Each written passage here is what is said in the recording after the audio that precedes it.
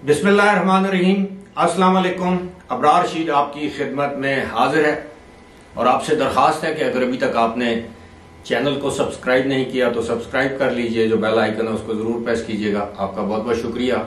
इमरान खान का court martial होगा कि नहीं, इस हवाले से कानून क्या कहता है, कुछ कानूनी माहिरीन से मैंने गुफ्तगू की है, बातचीत की है कि इमरान खान को कोर्ट मार्शल किया जा सकता है या ये सिर्फ फौजी अफसरान के लिए ये कानून है। लेकिन उससे पहले आपको ये बताते चलें कि मियां नवाज शरीफ के लिए और जहांगीर तरीन के लिए एक बुरी खबर है। मैं समझ रहा था कि ये जो नया कानून आया है कि आपकी जो नाअहली हुई है उसके खिलाफ आप रिव्यू पिटीशन या अपील कर सकते हैं और वो बैक डेट से लागू है, ये पहले वाली वीडियो में मैं इसका तफसील से जिक्र कर चुका हूं। लेकिन आज आजम नजीर तारड़ जो कि वफाकी वजीर कानून है, उन्होंने कहा जी कि ना तो नवाज शरीफ और ना ही जहांगीर तरीन इस कानून से मुस्तफीद हो सकते हैं। वो क्यों? कि इसलिए कि बकौल आजम नजीर तारड़ कि दोनों ने उस वक्त नजर सानी का हक इस्तेमाल कर लिया था, यानी नजर सानी की दरख्वास्त दी थी और वो भी मुस्तरद होगी, यानी अपील की थी वो मुस्तरद होगी। अब पता नहीं इस हवाले से कोई नई कानून साजी की जाएगी वक्त आने पर, लेकिन ये दोनों के लिए अगर ये बात दुरुस्त है और यकीनन दुरुस्त होगी कि वजीर कानून अपने मुंह से ये कह रहे हैं अपने पार्टी के कायद के हवाले से और जहांगीर खान तरीन के हवाले से कि वो इस कानून से मुस्तफीद नहीं हो सकते। तो ये किस्सा यहीं पर तमाम हुआ और यकीनन ये दोनों बड़े रहनुमाओं के लिए बहुत बड़ी बुरी खबर है। अब जनाब, ये इमरान खान जो है वो यकीनन तन्हाई का शिकार हैं और आज भी उन्होंने एक बयान दिया है और उसमें उन्होंने कहा है कि जी इस वक्त मौजूदा हुकूमत की जो पूरी कुव्वत है वो एक ही बात पर है कि मईशत की तरफ उनकी तवज्जो नहीं कि किसी तरह पाकिस्तान तहरीक इंसाफ को तोड़ा जाए, खत्म किया जाए। और उन्होंने इकानमी के हवाले से भी बात की कि जनाब ये देखें मुल्क का बेड़ा गर्क हो गया है, इकानमी तबाह हो गई है, डॉलर इधर चला गया है, ये है वो सारी जो बातें वो करते हैं, ये फिस्ताई हुकूमत। अब मैं सिर्फ 2-3 सवाल इमरान खान और उनके चाहने वालों से पूछ सकता हूँ, आप लोगों को बताने की जरूरत है कि हकायक हैं क्या।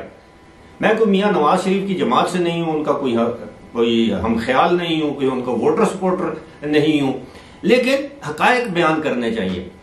ये जो आज इकानमी की जो सूरत हाल है, ये तो बारूदी सुरंगें आप बिछा कर गए थे। आपको पता था कि आपकी हुकूमत खत्म हो रही है और आपने जिस तरह किया IMF से मुआहदा तोड़ दिया, आपने पेट्रोल की कीमतें बढ़ानी थी कम कर दी, आपने बिजली की कीमतें बढ़ानी थी कम कर दी, आपने दीगर जो वादे IMF के साथ किए थे वो नहीं पूरे किए, आपने अपने उस वक्त के सूबाई वजीर खजाना से या वज़राए खजाना से कहा कि खत लिखो IMF को कि हम आपके साथ ताउन नहीं करेंगे। और एक हमारे जो खैबर पख्तूनख्वा के वजीर थे तैमूर झगड़ा, उन्होंने तो खत भी लिख दिया।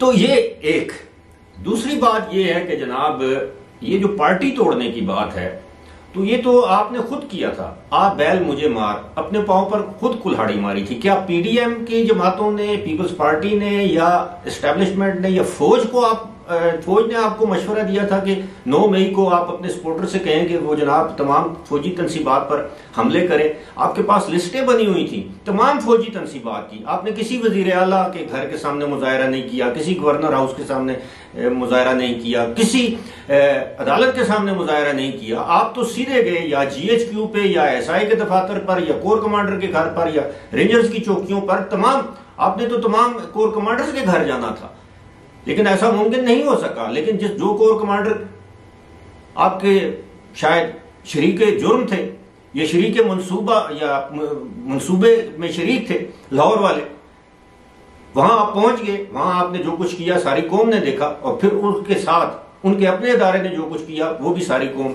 शायद जानती ही हो कि वो उस वक्त गिरफ्तार हैं और उनके खिलाफ कोर्ट मार्शल की कार्रवाई हो रही।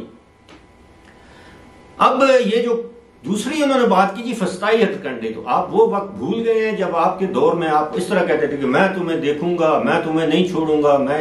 ये एक वजीर आजम को जेब देता था, आप तो इस तरह धमकियां देते थे, जातियात पर उतर आए थे। आपने मरियम नवाज के वॉशरूम तक में कैमरे लगवाए। कोई शख्स, माँ वाला, बहन वाला, बेटी वाला शख्स ऐसा तस्वुर कर सकता है कि किसी की माँ, बहन, बेटी, बीवी के साथ इस तरह का सलूक करे। जो आपने फसल बोई नफरत की, दुश्मनी की, वो आज आप काट रहे हैं, और माजरत के साथ कि हाथों से नहीं बल्कि दांतों से काट रहे हैं। खैर, अब आते हैं जनाब कि कोर्ट मार्शल इमरान खान का होगा या नहीं होगा। तो इस हवाले से बहुत से लोग ये कहते हैं कि जनाब सिविलियंस का कोर्ट मार्शल पाकिस्तान में नहीं हो सकता। मैं एक 2-3 सत्रें हैं अंग्रेजी में, वो पढ़ता हूं, उसका तर्जुमा आपके सामने पेश करूंगा, फिर मैं आपको बताऊंगा कुछ माजी की कि क्या किसी सिविलियन को कोर्ट मार्शल हुआ। इस हवाले से जनाब ये है, the use of court martial to prosecute civilians in special cases is not unprecedented in Pakistan. This legal proceeding resemble civilian court trials and are typical reserved for felonies. यानी कि पाकिस्तान में सिविलियंस को कोर्ट मार्शल करना जो है ये कोई नई चीज नहीं है, यानी इससे पहले होते रहे हैं। और आगे वो जो कि दिस लीगल प्रोसीडिंग्स रिजेंबल, यानी ये बिल्कुल उसी तरह है जिस तरह सिविलियन अदालतों में होता है, लेकिन यहां पर ट्रायल जल्दी होता है, जल्दी जल्दी मामलात को। ये नहीं कि आज जमानत होगी कबल गिरफ्तारी, आज बेल बिफोर अरेस्ट, और आज हिफाजती जमानत, और आज पक्की जमानत, और आज कच्ची जमानत, ये काम नहीं होता।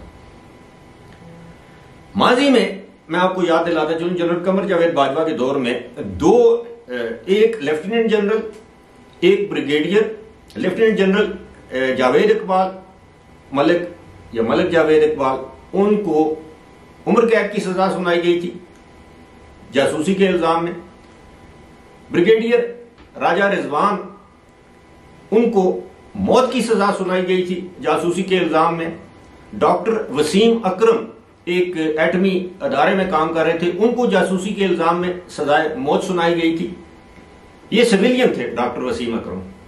और बाज़ औक़ात ऐसे भी होता है कि कोई अफसर, फौजी अफसर रिटायर हो जाए तो उसको कुछ देर के लिए ही, हमारी तारीख बताती है कि उनको बहाल करके नौकरी पर फिर कोर्ट मार्शल किया जाता है। रिटायर्ड फौजी अफसरों का भी कोर्ट मार्शल, लेकिन उसके लिए फेलनीज का लफ्ज इस्तेमाल, संगीन जुर्म हो जिसकी सजा ज्यादा हो, 4 साल, 5 साल, 7 साल, 10 साल उम्र कैद या सजाए मौत बनती हो, उनका कोर्ट मार्शल किया जा सकता है, बेशक सिविलियन ही क्यों ना हो। अब क्या इमरान खान किसी संगीन जुर्म के मुर्तकिब हुए?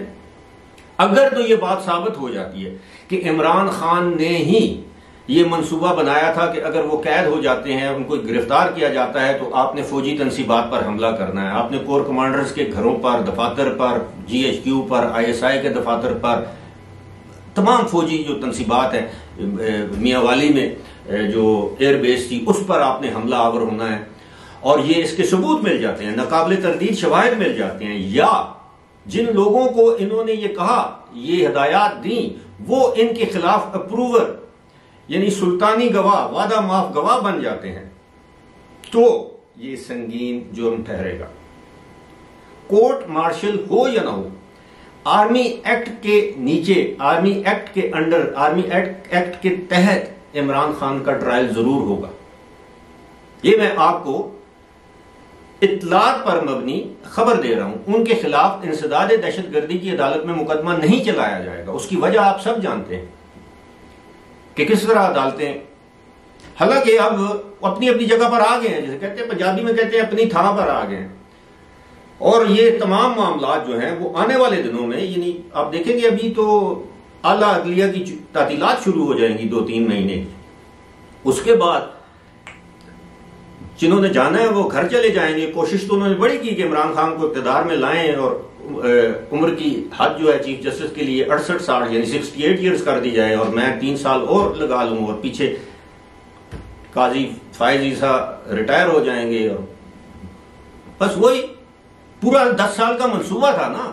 तो वो सारी चीजें जिसको कहते हैं ना इंग्लिश में न्यूट्रलाइज कर दी गई हैं। और ये जो न्यूट्रलाइजेशन जिसे आप कह लें, ये न्यूट्रल करने वाला जो मामला है, इमरान खान ही कहते थे न्यूट्रल कुछ नहीं होता, अब उनको न्यूट्रल किया जा चुका है।